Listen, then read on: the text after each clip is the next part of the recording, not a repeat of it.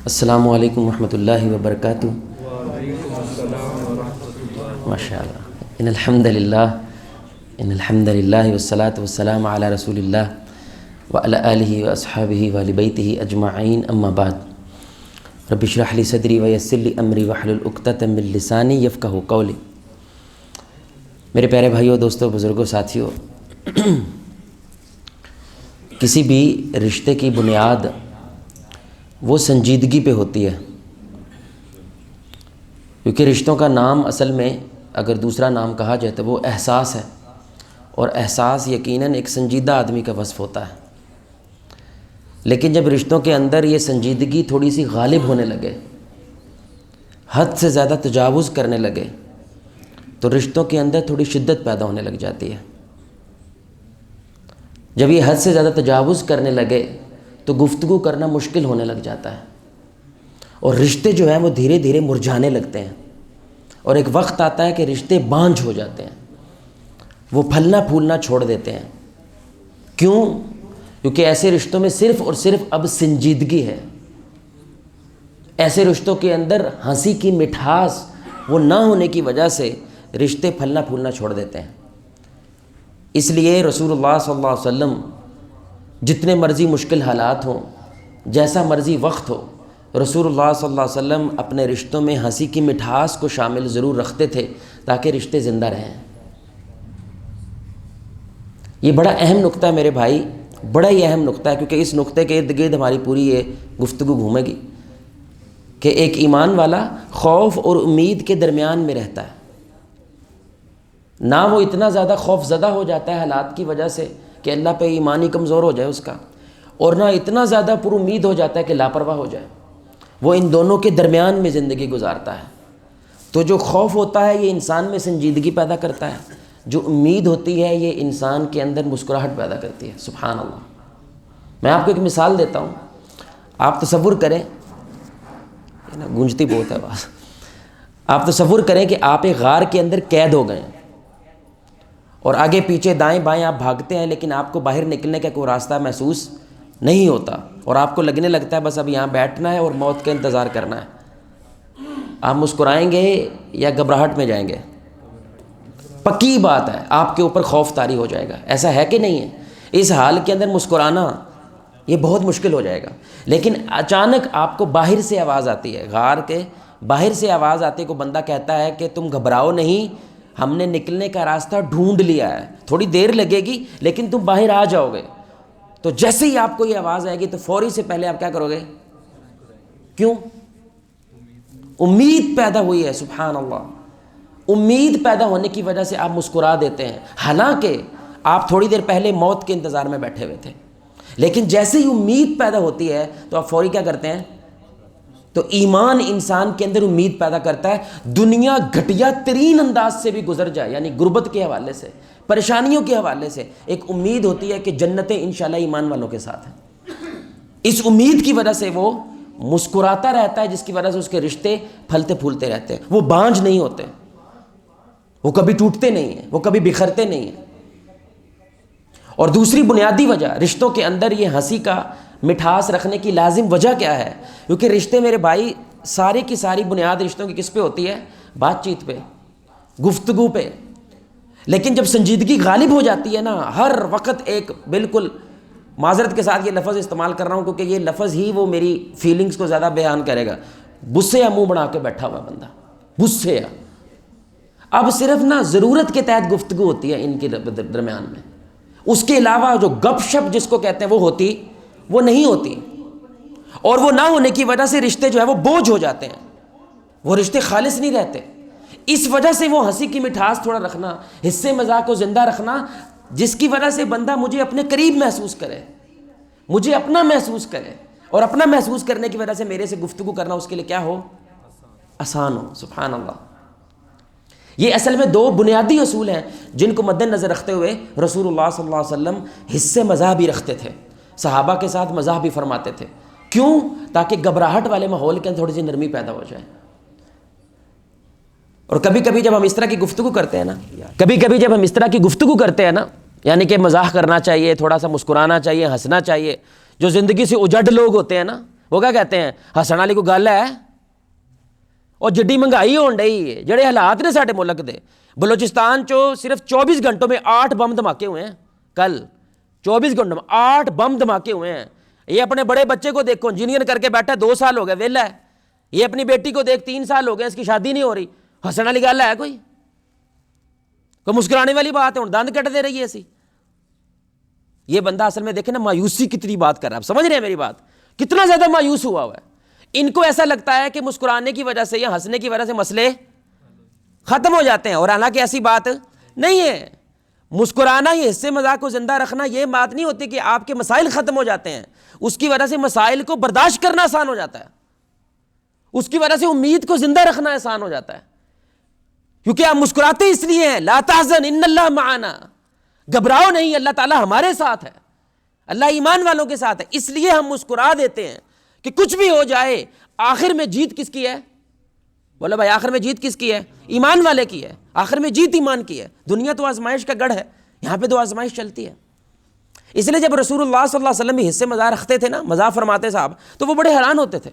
مسند احمد کی روایت ہے، ابو ہریرہ رضی اللہ تعالیٰ عنہ حدیث کے راوی ہیں، وہ کہتے ہیں کہ رسول اللہ صلی اللہ علیہ وسلم سے صحابہ پوچھتے یا رسول اللہ آپ بھی ہم سے مزاح کرتے ہیں؟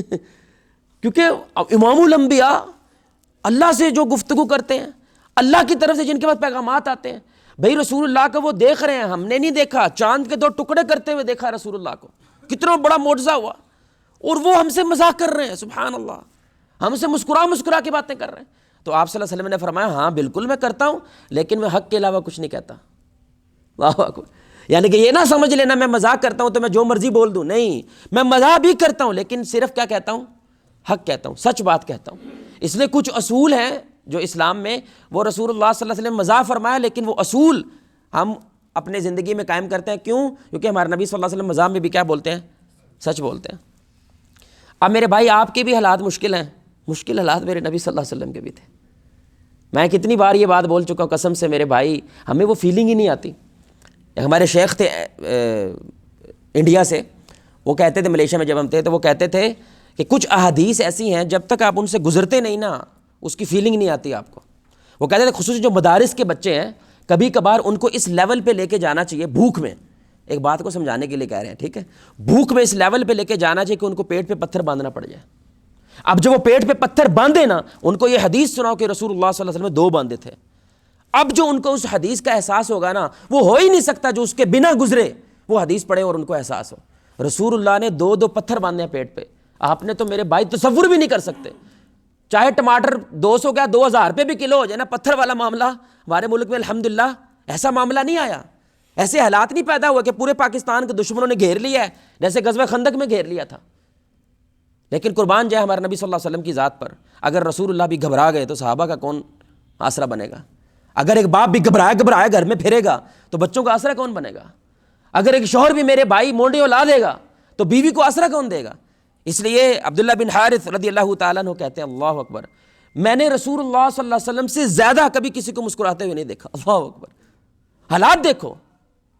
اور ایک دوسرے صحابی ہیں جریر بن عبداللہ رضی اللہ تعالیٰ عنہ، وہ کہتے ہیں کہ میں نے جب سے اسلام قبول کیا ہے میرے نبی نے مجھے کبھی اوائڈ نہیں کیا، مجھے کبھی نظر انداز، حالانکہ حالات دیکھو ہمارے نبی کے، لیکن کبھی نظر انداز نہیں کیا۔ جب مجھے ضرورت پڑی ہے رسول اللہ صلی اللہ علیہ وسلم موجود ہوئے ہیں، اور میں کبھی رسول اللہ صلی اللہ علیہ وسلم نہیں ملا سوائے اس کے الا ضحکا، کہ وہ مسکرا رہے ہیں۔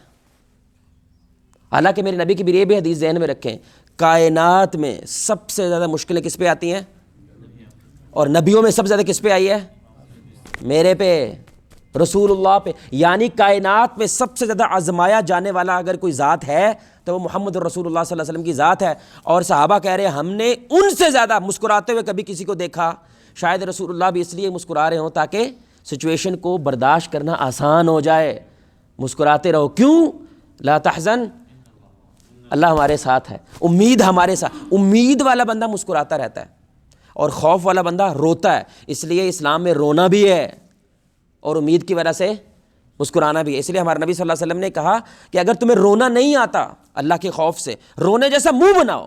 رونا بھی ہے، بیلنس بھی رکھنا ہے، لیکن وہ تنہائیوں میں رونا ہے۔ عرش کا سایہ ملے گا اس نوجوان کو جو اللہ تعالیٰ کو تنہائی میں یاد کرتا ہے اور اس کی آنکھ سے آنسو بہ نکلتا ہے۔ رونا بھی ہے لیکن وہ تنہائیوں میں. جب پبلک کے ساتھ ہونا ہے, لوگوں کے ساتھ ہونا ہے, تو کبھی کبھار حصے مزاح بھی رکھنا ہے, کبھی کبھار مسکرانا بھی ہے, ہنسنا بھی ہے. اچھا سائیکالوجسٹ جو ہے نا, نفسیات دان, وہ کہتے ہیں ہمارے نبی بھلا کیوں اتنا مسکراتے تھے؟ اس کی ایک وجہ ہے, کیونکہ سب سے زیادہ مسلز ہمارے جسم میں وہ منہ کے ہیں, منہ کے مسلز ہیں, اور ان کو زندہ رکھنے کے لیے آپ کو, نہیں تو وہ مر جاتے ہیں. اب آپ کچھ بندے دیکھتے ہیں نا میرے بھائی, وہ 12 بجے رہتے ہیں.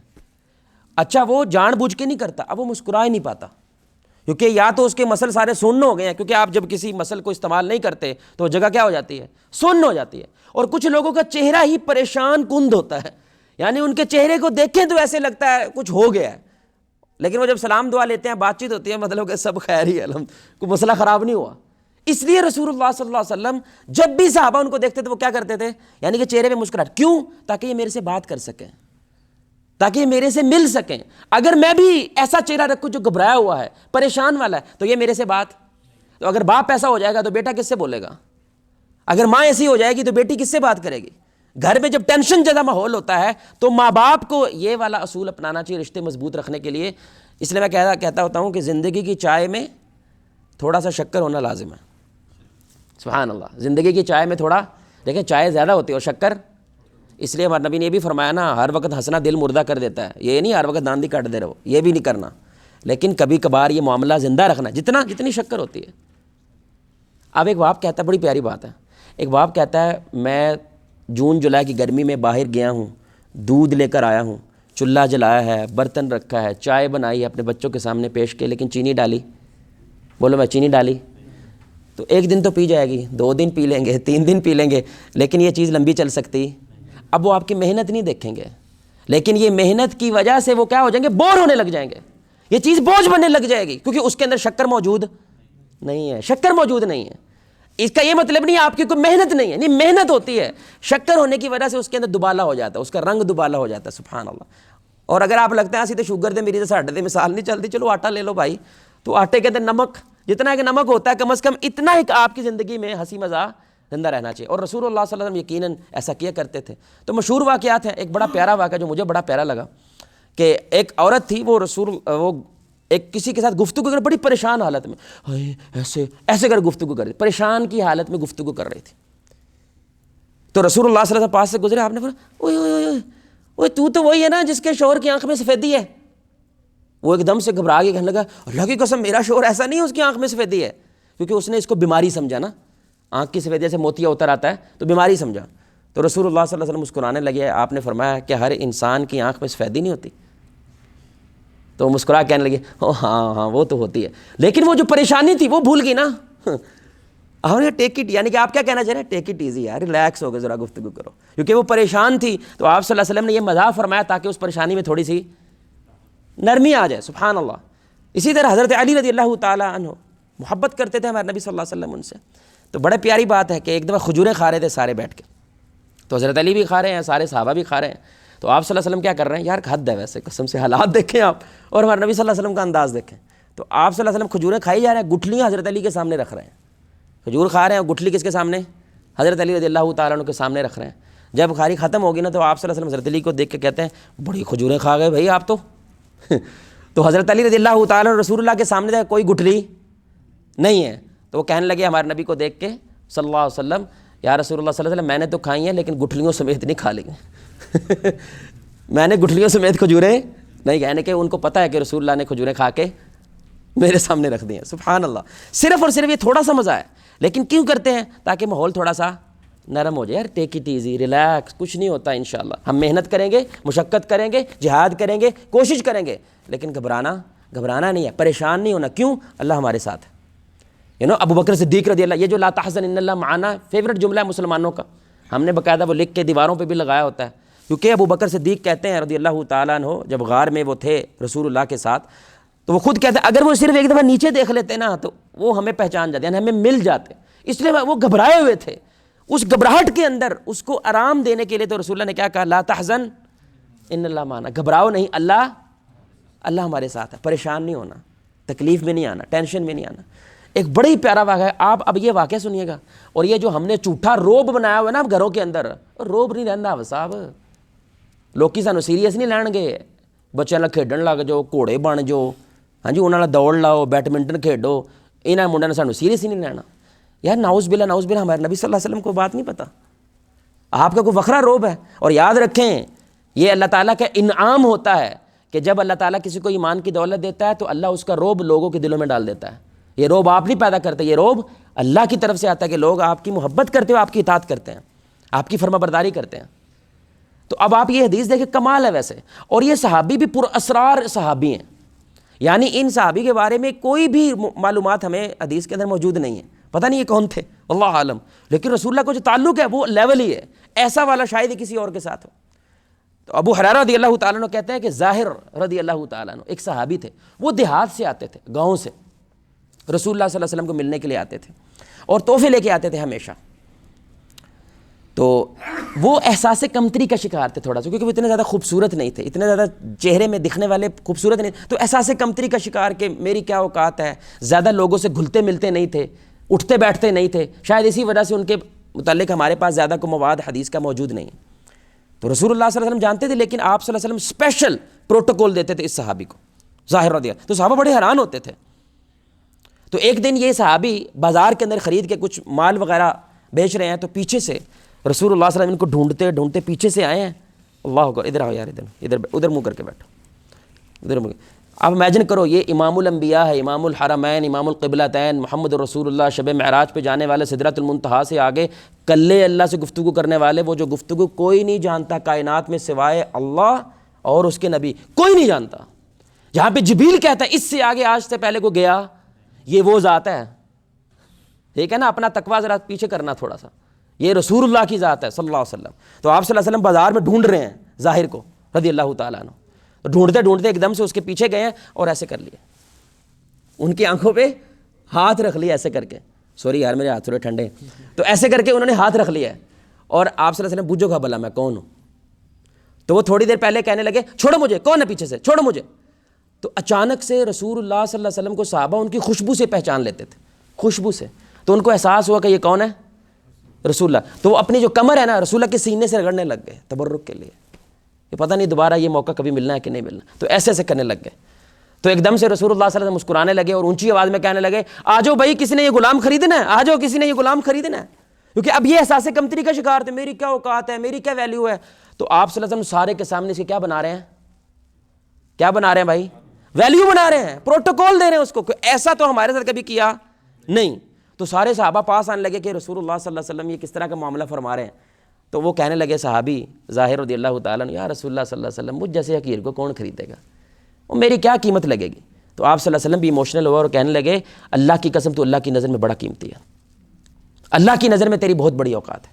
لیکن اب یہ جو انداز اپنایا ہمارے نبی صلی اللہ علیہ وسلم نے, آپ تصور کریے امام الانبیاء ہے, یہ لٹرلی کھیل رہے ہیں اپنے صحابہ کے ساتھ, اور ایک ایسی صحابی کے ساتھ جس کے بارے میں ہمیں زیادہ معلومات حدیث کے اندر معلوم نہیں ہے, سبحان اللہ. لیکن ایسا کیوں کرتے تھے یہاں پہ؟ تو اس لیے بھی کیا کہ اس صحابی کے احساس کمتری ختم ہو جائے.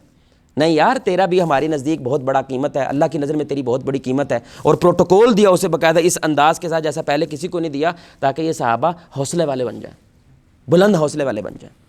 اب یہاں پہ بڑا پیارا نقطہ میرے بھائی, آپ مجھے پہلی دفعہ ملاقات کیے, بہاؤالدین بھائی ہیں میرے ساتھ, پہلی دفعہ ملے ہیں, میں مذاق کروں گا ان کے ساتھ؟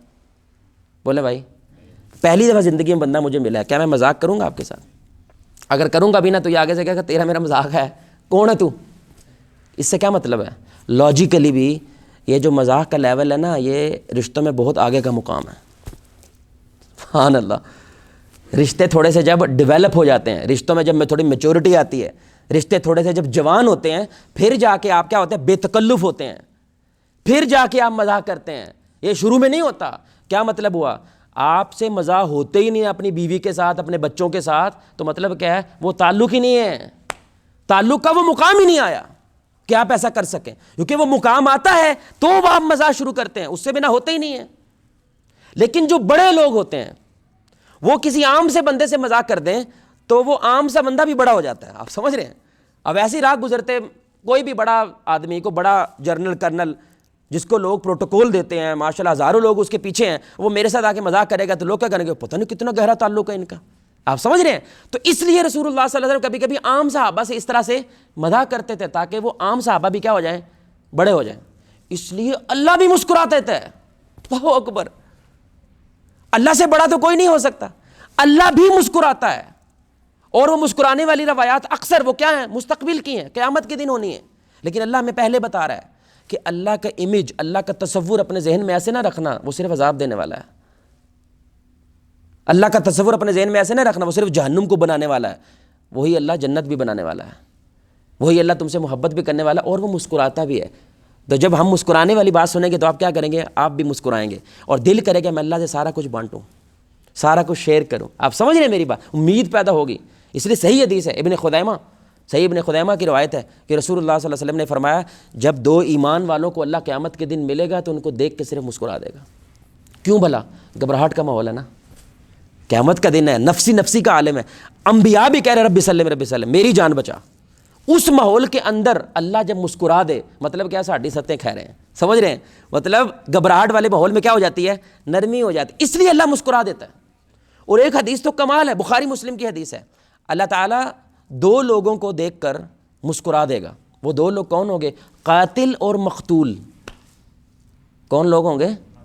ایک قتل کرنے والا اور ایک قتل ہونے والا. ان دونوں کو دیکھ کے مسکرا دے کیونکہ دونوں جنت میں جا رہے ہیں. عجیب بات ہے. تو رسول اللہ صلی اللہ علیہ وسلم نے فرمایا جو قتل ہوا وہ تو وہ تھا کہ جو جہاد کر رہا تھا, جنگ ہو رہی تھی اور وہ شہید ہو گیا, اور شہادت کی وجہ سے وہ کہاں گئے؟ جنت میں. لیکن جو ان کو شہید کرنے والا تھا وہ بعد میں مسلمان ہو گیا, اور مسلمان ہونے کی وجہ سے وہ بھی کیا ہو گیا؟ اب قاتل بھی جنت میں جا رہا ہے اور مقتول بھی جنت میں جا رہا ہے. اللہ ان دونوں کو دیکھ کے کیا کرتا ہے؟ یار اللہ مسکراتا کیسے ہوگا؟ کبھی آپ نے امیجن کیا ہے اللہ مسکراتا ہے؟ سبحان اللہ. وہ جو حدیث ہے نا لمبی والی, وہ تو کمال ہی ہے ویسے. وہ جو لمبی والی حدیث ہے جو آخری جنتی میں جائے گا جنت میں, تو اس کو پہلے اللہ تعالیٰ ایک کنسیشن دے گا, پھر دوسری کنسیشن دے گا, پھر تیسری دے گا, پھر اللہ کہے گا تجھے میں اتنی بڑی جنت دوں جو دنیا سے 10 گنا بڑی ہو. وہ لٹرلی آگے سے جملہ پتہ کیا بولتا ہے اللہ کو, یہ حدیث کے الفاظ ہیں, یا اللہ آپ میرے سے مذاق کر رہے ہیں یعنی مجھے تو ممکن ہی نہیں ہو اتنی بڑی مل سکے, مطلب میں جہنم سے باہر آ گئی, یہی بڑی بات ہے. اور اللہ کہہ رہا ہے میں تجھے 10 گنا بڑی نہ دے دوں. یا اللہ آپ میرے, اور اللہ کہ مسکراتا ہے اللہ آگے سے, اور اللہ مسکرا کہتا ہے نہیں بندے میں تیرے سے مذاق نہیں کر رہا, میں سچ بول رہا ہوں, کیا تمہیں ایسے ہی دوں؟ اور اللہ تعالیٰ اس کو بعد میں جنت میں بھیج دیتا ہے. اللہ بھی مسکراتا ہے. سبحان اللہ. صرف کیوں؟ تاکہ ایمان والا اللہ سے گفتگو کرتے ہوئے گھبرائے نہ, اللہ کو اپنا اپنا محسوس کرے, اپنی ساری باتیں مجھ سے شیئر کرے. اللہ اکبر. کیا کمال کا اسلام ہے یار ہمارا, کیا کمال کا یہ مذہب ہے. اور آخر میں صرف 2 روایات, بیوی کی بات نہ ہو تو یہ تو مزہ نہیں ہے نا ماشاءاللہ. اکثر بیویوں والے بیٹھے ہیں, کچھ ہونے والے ہیں. تو میری فیوریٹ حدیث ہے, قسم سے میں کہتا ہوں کہ ایک دفعہ تو سنت پوری کر دو اپنی بیوی کے ساتھ, یہ والی, کیونکہ یہ بھی تو سنت ہے. جیسے آپ نماز پڑھتے ہیں سنت کے ساتھ, روزہ رکھتے ہیں سنت کے ساتھ, معاملات بھی سنت کے ساتھ کرنے ہیں, بیوی کے ساتھ معاملات بھی سنت والے کرنے ہیں. اور صحابہ کو جب کوئی ایسی حدیث پتہ چلتی تھی جو انہوں نے پہلے کبھی نہیں کی تو ان کو اس پہ عمل کرنے میں بڑا مزہ آتا تھا, تاکہ یہ والی بھی حدیث ہم عمل کر کے دنیا سے جائیں. اور مسند احمد میں تقریباً 40,000 کے قریب روایات لے کر آئے امام احمد رحمہ اللہ. وہ کہتا ہے کوئی ایک بھی حدیث ایسی نہیں جس پہ میں نے عمل نہیں کیا, کوئی ایک بھی ایسی نہیں ہے, میں نے ہر حدیث پہ عمل کرنے کی کوشش کی. اللہ اکبر. ایسے لوگ تھے وہ. تو آپ بھی میرے بھائی اس حدیث پہ عمل کیجئے گا. جنگ سے واپس آ رہے ہیں رسول اللہ, حالات دیکھو آپ, جنگ سے, اور ہر جنگ میں ہر سفر میں رسول اللہ اپنی بیوی کو ساتھ, کوئی نہ کوئی بیوی ساتھ لے کے جاتے تھے. تو اس میں حضرت عائشہ رضی اللہ تعالی عنہا ان کے ساتھ تھیں. اور یاد رکھیں یہ رسول اللہ 53 ایئر سے زیادہ کی عمر والے ہیں. کتنی عمر ہے بھائی؟ 53 سے زیادہ. تو وہ واپس جب جنگ سے آ رہے ہیں تو آپ صلی اللہ علیہ وسلم نے صحابہ کو دور بھیج دیا. یہ حضرت عائشہ خود بیان کر رہی ہیں, اور حضرت عائشہ کو مخاطب کر کے کہتے ہیں دوڑ لگانی ہے کیا کہتے ہیں؟ دوڑ لگانی ہے. اور حضرت عائشہ رضی اللہ تعالیٰ عنہ کہتی ہے کہ میرا جسم جو تھا وہ ہیلدی نہیں تھا, میں کم سن تھی, سمارٹ تھی الحمدللہ. تو میں نے کہا جی بالکل لگانی ہے, دوڑ لگائیں گے. یار حضرت عائشہ کے دل میں کیا گئی ہوگی بات, جنگ سے واپس آ رہے ہیں, حالات دیکھو. تو رسول اللہ ایسا کیوں کرتے تھے؟ نرمی پیدا کرنے کے لیے, ایز پیدا کرنے کے لیے. تو آپ صلی اللہ علیہ وسلم نے دوڑ لگائے اور حضرت عائشہ رضی اللہ تعالیٰ عنہ جیت جاتی ہیں. اور وہ خود کہتی ہیں کہ میں بعد میں یہ بھول گئی کہ ہم نے کبھی دوڑ لگائی تھی. پھر حضرت عائشہ خود کہتی ہیں کہ کھانا شانا کھا کے الحمدللہ گوشت وغیرہ کھا کے میں تھوڑی ہیلدی ہو گئی. پھر رسول اللہ صلی اللہ علیہ وسلم مجھے سفر میں لے کر گئے. صحیح حدیث ہے میرے بھائی. اور پھر رسول اللہ صلی اللہ علیہ وسلم کہتے ہیں دوڑ لگانی ہے. تو اب وہ کہتے ہیں یا رسول اللہ میں اس حالت میں نہیں ہوں کہ میں آپ سے دوڑ لگا سکوں, یعنی کہ میں تھوڑی سی ہیلدی ہو گئی. آپ نے دوڑ تو لگانی پڑے گی. تو آپ صلی اللہ علیہ وسلم دوڑ لگائے. اب رسول اللہ صلی اللہ علیہ وسلم ظاہر ہے جیت گئے. اور آپ صلی اللہ علیہ وسلم نے فرمایا اے پچھلی دوڑ دا بدلہ ہے, یعنی اب آپ اور میں ایون ہو گئے ہیں, اب آپ اور میں برابر ہو گئے ہیں. یہ امام الانبیاء میرے بھائی. بھائی ایمان سے بتائیے گا, ویسے یہ ہاتھ کھڑا کرنا آپ نے. کتنے بھائی ہیں جنہوں نے اپنی بیگم کے ساتھ دوڑ لگائی ہے؟ ہاتھ کھڑا کریں. 1 2 ماشاء اللہ ڈاکٹر صاحب نے لگائی ہے. اب ایک ایمان سے تھوڑا سا معذرت، ٹھیک ہے بزرگ بھی ہوں گے لیکن تھوڑے پہیاں دوڑ لگا لینا انشاءاللہ. تو کوئی بھائی وعدہ کرتے ہیں جو بیویوں والے ہیں کہ انشاءاللہ وہ اس حدیث کے بعد اپنی بیگم کے ساتھ دوڑ لگائیں گے؟ ہاتھ کھڑا کریں جو وعدہ کرتے ہیں. نہیں میں کہا پہیاں والی لگا لیں. اچھا آپ ایک کمال کی چیز دیکھ رہے ہیں. ابھی آپ سیریس ہو کے بیٹھے تھے، ابھی صرف دوڑ لگانے کی بات ہوئی آپ مسکرانے لگ گئے. جب لگاؤ گے کتنا مزہ آئے گا. صحیح بات ہے. سیریسلی یار تھنک امیجن کریں. اچھا کوشش کرنا اپنے بچوں کے سامنے لگانا، کوشش کرنا بچوں کے سامنے لگانا تاکہ بچوں کو معلوم ہو میاں بیوی ایسے ہوتے ہیں. تم نے بھی آگے جا کے شوہر بننا ہے، تم نے بھی آگے جا کے شاید کسی کی بیوی بننے، ایسے بننا ہے. ہر وقت نہیں ایسے کرنا. کبھی کبھار میری امی جو تھیں بچپن، میری امی کے ساتھ میری زیادہ ہے، ہم پٹھو گرم کھیلتے تھے. پٹھو گرم پتہ ہے نا؟ میں اپنی امی ہمارے ساتھ پٹھو گرم کھیلتی تھی. سبحان اللہ. اس کی وجہ سے ہم امی سے اتنے اٹیچ ہیں. سائیکل چلانی ہے پہلی دفعہ ہم نے سیکھی تو امی ساتھ ساتھ سائیکل ہمارے ساتھ چلا رہی ہے. میں امی کبھی کبھی اٹھا کے چکر لگاتا تھا صحن کے اندر. یہ کیوں؟ یہ صرف کبھی کبھار ہوتا ہے، ہر وقت تو نہیں ہوتا، اور ہر وقت کرنے سے اس کا مزہ بھی خراب ہو جاتا ہے. اسی طرح آخری ایام چل رہے ہیں ہمارے نبی کے، بیمار ہیں بھائی، دنیا سے جانے والے ہیں. کیا یار مشکل گھڑی ہے یہ، خدا کی قسم. حضرت عائشہ رضی اللہ تعالیٰ نے پاس بیٹھے ہو کہتی ہیں اے میرے سر میں درد ہو رہی ہے، اے ایسے کر رہی ہیں. تو آپ صلی اللہ علیہ وسلم کیونکہ ایز کرنے کے لیے نا، ماحول ایز کرنے کے لیے آپ صلی اللہ علیہ وسلم کہنے لگے کوئی بات نہیں، تم فوت بھی ہوگی تو میں تمہیں غسل دے دوں گا. یہاں سے ایک اصول بھی نکلا ہے کہ شوہر بیوی کو غسل دے سکتا ہے. تو حضرت عائشہ آگے سے مسکرا کہتے ہیں آپ تو یہی چاہتے ہیں کہ میں فوت ہو جاؤں اور آپ دوسری بیویوں کے پاس چلے جائیں. آپ وقت دیکھ کے، حالات دیکھ کے، اس کے اندر بھی رسول اللہ صلی اللہ علیہ وسلم ایسی گفتگو کر رہے ہیں. صرف کیا؟ ماحول کو نرم رکھنے کے لیے. پریشان نہیں ہونا، ٹینشن، دل نہیں چھوڑنا. اس لیے رسول اللہ صلی اللہ علیہ وسلم حصے مزاح کرتے تھے. اور اللہ اکبر، بیوی کے ساتھ تو حصے مزاح کرنا ہے یا ماحول کو نرم کرنا ہے، جھوٹ بھی بول سکتے ہیں یار. یعنی اللہ نے اگر جھوٹ کی بھی اجازت دے دی ہے تو اللہ یعنی کہ یہ کہہ رہی ہے کتنا ضروری ہے کہ ماحول نرم رکھنا ہے. کشیدگی نہیں، ماحول میں شدت نہیں ہونی چاہیے.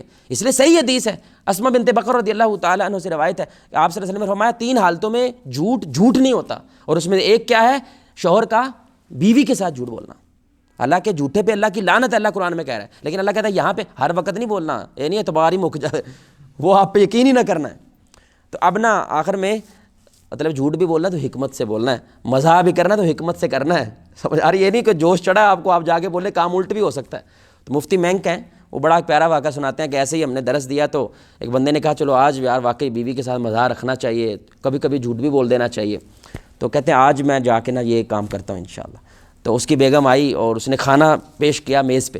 کہنے لگا واہ بھائی واہ، کیا کھانا لائی ہو، خدا کی قسم کمال ہو گئی ہے. حالانکہ کمال کوئی نہیں تھا، ٹھیک ہے، کیا کمال کا کھانا لے کر آئی ہو. وہ بیوی اچھی خاصی ناراض ہے، انہیں ایک لائی انہوں. وہ کہنے لگی جدوں دی میں بناندی ہاں ادوں تو تعریف نہیں کی، اج ہم سایہ دی طرف آیا تو تعریف کر چھڈی. سائے کی طرف سے آیا. تو بھائی جھوٹ بھی بولنا تو حکمت کے ساتھ کرنا ہے، کام الٹ بھی ہو سکتا ہے. اب ہو سکتا ہے اگلی دفعہ وہ مذاق کریں ہوں من ہی نہ، کیونکہ انہوں نے کہے تو ایویں فلم چلا دے. سبحان اللہ. تو یہ مطلب اس طرح کے جو واقعات ہیں یہ آپ کی رشتوں کیا کرتے ہیں؟ تھوڑا سا نرم کر دیتے ہیں، کشیدگی کو نرم کر دیتے ہیں. لیکن وہی بات ہے میرے بھائی، ہم نے خوف کی وجہ سے تنہائیوں میں اللہ کے سامنے رونا بھی ہے، اور اپنے رشتوں کو تھوڑا سا زندہ رکھنے کے لیے کبھی کبھار حصے مزاح بھی رکھنا ہے. یہ رشتوں کو مضبوط کرنے کا رسول اللہ صلی اللہ علیہ وسلم کا نسخہ ہے. اللہ سے دعا ہے اللہ ہمارے رشتوں کو مضبوط رکھے. اللہ تعالیٰ ہمیں اپنے رشتوں میں حصے مزاح کو زندہ رکھنے کی توفیق دے. اللہ تعالیٰ ہمارے رشتوں کو نظر بد سے محفوظ رکھے. اللہ آپ کو، مجھے، ہم سب کو محمد رسول اللہ صلی اللہ علیہ وآلہ وسلم کی ذات کے ساتھ جنت الفردوس میں اس انداز سے اکٹھا کرے. ہم سب مل کے اللہ کے چہرے کو آسمان میں دیکھیں 14ویں رات کا چاند. سبحانک اللہم وبحمدک اشہد ان لا الہ الا انت استغفرک واتوب الیک. السلام علیکم.